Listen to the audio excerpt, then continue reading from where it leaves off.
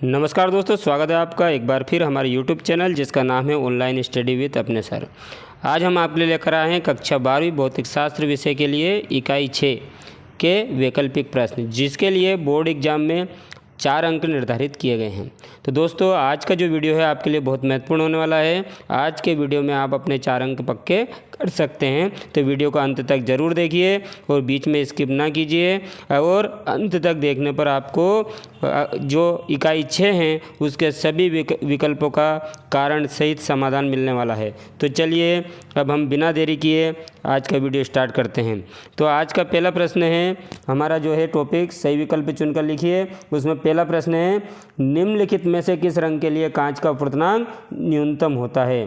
तो दोस्तों पहले प्रश्न पे गौर कीजिए, इसमें क्या पूछा गया है, न्यूनतम होता है। और किसी भी पदार्थ का जो अपवर्तनांक होता है वो तरंग दैर्घ्य के क्या होता है, वर्ग के व्युत्क्रमानुपाती होता है। अर्थात जिस रंग का तरंग दैर्घ्य अधिक होगा उसका अपवर्तनांक न्यूनतम होगा। तो हम सभी जानते हैं लाल रंग का जो तरंग दैर्घ्य है वो क्या होता है, सबसे अधिक होता है। तो उसके लिए म्यू का मान क्या होगा, अपवर्तनांक का मान क्या होगा, न्यूनतम होगा। तो हमारा आज का सही आंसर होगा पहला ऑप्शन का, पहले क्वेश्चन का सही आंसर होगा लाल रंग। लाल रंग के लिए जो अपवर्तनांक होता है कांच का वो क्या होगा, सबसे कम होगा। हमारा अगला प्रश्न है, दूसरा प्रश्न है, एक प्रकाश किरण किसी दर्पण पर अभिलंबित आपतित होती है तो परावर्तन कोण का मान होगा। तो दोस्तों जब किसी दर्पण पर कोई प्रकाश किरण अभिलंबित आपतित होती है तो आपतन कोण का मान 0 डिग्री होता है और परावर्तन के नियम अनुसार परावर्तन कोण का मान भी क्या होगा, 0 डिग्री होगा। तो इसका सही आंसर होगा 0 डिग्री। अब हमारा अगला प्रश्न है, प्रकाश का रंग ज्ञात किया जाता है वेग से, आयाम से, आवृत्ति से, ध्रुवीकरण की स्थिति से। तो दोस्तों हम जानते हैं कि जब प्रकाश एक माध्यम से दूसरे माध्यम में जाता है तो उसकी आवृत्ति नियत रहती है। तो प्रकाश की आवृत्ति जो है कांस्टेंट रहती है सभी माध्यमों के लिए, इसलिए जो प्रकाश का जो रंग है उसका निर्धारण उसकी आवृत्ति से किया जाता है। तो इसका सही आंसर होगा आवृत्ति। हमारा अगला प्रश्न है, एक लेंस की फोकस दूरी किस रंग के लिए न्यूनतम होती है। तो दोस्तों यहाँ पूछा गया है फोकस दूरी और पूछा गया है न्यूनतम। तो दोस्तों जो फोकस दूरी का फार्मूला होता है वो होता है 1/f बराबर होता है म्यू माइनस 1 कोष्टक में 1/r1 माइनस 1/r2, ये हम जानते हैं। इसके सूत्र के हिसाब से अगर हम देखें तो फोकस दूरी और अपवर्तनांक एक दूसरे के क्या होंगे, व्युत्क्रमानुपाती। अर्थात हम लिख सकते हैं फोकस दूरी माध्यम के या लेंस के अपवर्तनांक के क्या होगी, व्युत्क्रमानुपाती होगी। और किसी भी पदार्थ का जो अपवर्तनांक होता है वो तरंग दैर्घ्य के व्युत्क्रमानुपाती होता है। तो दोस्तों हमें क्या देखना है, हमें देखना है अब न्यूनतम, फोकस दूरी क्या देखनी है, न्यूनतम। अर्थात एफ का मान क्या देखना है, न्यूनतम देखना है। एम का मान न्यूनतम देखने के लिए म्यू का मान क्या होना चाहिए, अधिक होना चाहिए। और म्यू का मान अधिक किसके लिए होता है, जिसका तरंग दैर्घ्य कम होता है। तो तरंग दैर्घ्य कम किसका होगा, बैंगनी रंग का। तो बैंगनी रंग इसका क्या होगा, आंसर होगा। तो सही आंसर होगा बैंगनी रंग। बैंगनी रंग के लिए लेंस की फोकस दूरी न्यूनतम होगी। हमारा अगला प्रश्न है, संयुक्त सूक्ष्मदर्शी में नेत्रिका की फोकस दूरी अभिदृश्यक की फोकस दूरी से अधिक होती है, कम होती है कि बराबर होती है, दोनों में से कोई निश्चित संबंध नहीं होता है। तो दोस्तों आपने देखा होगा संयुक्त सूक्ष्मदर्शी में नीचे क्या होती है, नली होती है जिसको अभिदृश्यक लेंस बोलते हैं, और ऊपर से हम क्या करते हैं उसको देखते हैं। तो ऊपर होती है नेत्रिका लेंस और नीचे होते हैं अभिदृश्यक लेंस। तो ये अभिदृश्यक लेंस होते हैं ये क्या होते हैं, बहुत ही छोटे होते हैं, तो इसकी फोकस दूरी भी क्या होती है, कम होती है। तो यहाँ क्या पूछा है प्रश्न में, संयुक्त सूक्ष्मदर्शी में नेत्रिका की फोकस दूरी, अर्थात जहाँ से हम देखते हैं तो नेत्रिका की फोकस दूरी अभिदृश्यक की फोकस दूरी से क्या होती है, अधिक होती है। तो इसका सही आंसर होगा अधिक। तो पहला ऑप्शन जो है से अधिक होती है, सही होगा। हमारा अगला प्रश्न है, शुद्ध जल के लिए निरपेक्ष अपवर्तनांक का मान होता है। पहला ऑप्शन है 1.33, दूसरा है 1.5, तीसरा है 2.51 और चौथा है 1.0। तो दोस्तों इसका सही आंसर होगा जो शुद्ध जल का अपवर्तनांक होता है वो होता है 1.33, है ना, जिसको हम 4/3 भी लिख सकते हैं। हमारा अगला प्रश्न है, यदि नेत्रिका की फोकस दूरी कम कर दी जाए तो सूक्ष्मदर्शी की आवर्धन क्षमता बढ़ जाएगी, घट जाएगी, अनंत हो जाएगी, अपरिवर्तित रहेगी।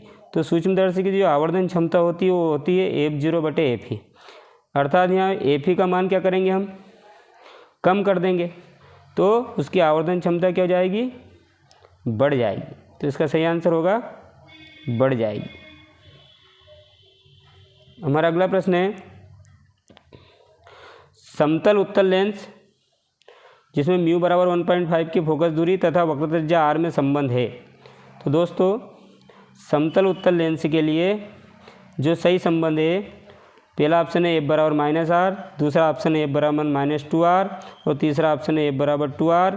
तो इसका सही आंसर होगा F बराबर 2r। कैसे, इसको हम देखते हैं।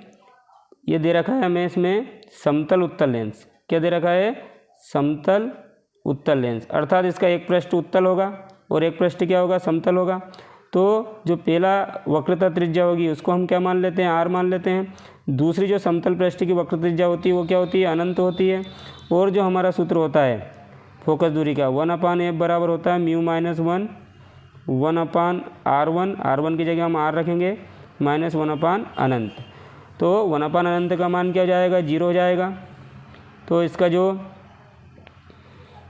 आगे हल करेंगे तो ये आएगा 1/f, म्यू का मान हमें दे रखा है 1.5 -1 और ये जाएगा 1/r, -1 अनंत का मान हो जाएगा 0।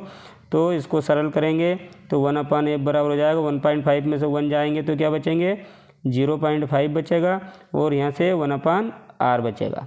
अगर हम इसको गुणा करें तो ये होगा 1/f बराबर 0.5/r।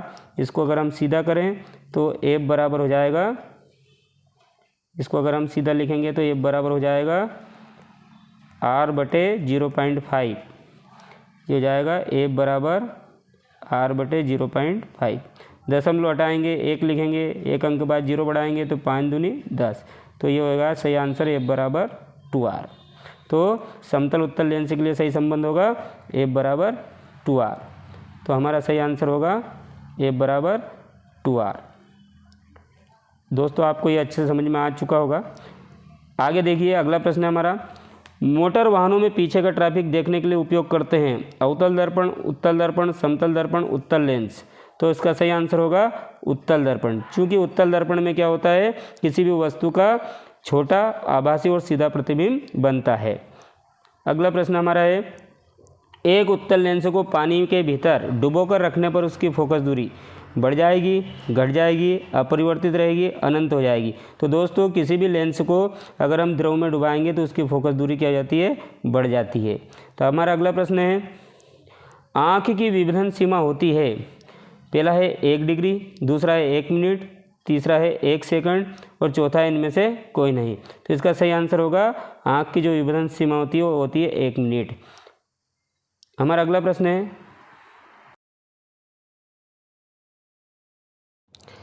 हमारा अगला प्रश्न है, 20 सेंटीमीटर फोकस दूरी वाले अवतल लेंस और 25 सेंटीमीटर फोकस दूरी वाला उत्तल लेंस संपर्क में रखे हैं, संयोजन की फोकस दूरी होगी।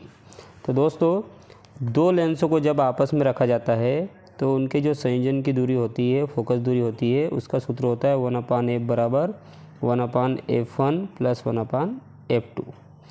तो यहाँ हम देखेंगे पहला कौन सा लेंस दे रखा है, अवतल लेंस, अर्थात f1 का मान कितना होगा हमारे पास, -20 सेंटीमीटर और f2 बराबर दे रखा है हमें 25 सेंटीमीटर। तो f2 का मान होगा +25 सेंटीमीटर, क्योंकि आप जानते हैं अवतल लेंस की फोकस दूरी ऋणात्मक होती है और उत्तल लेंस की फोकस दूरी धनात्मक होती है।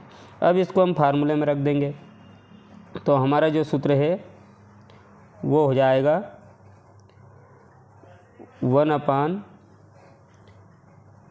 बराबर -1/20 + 1/25।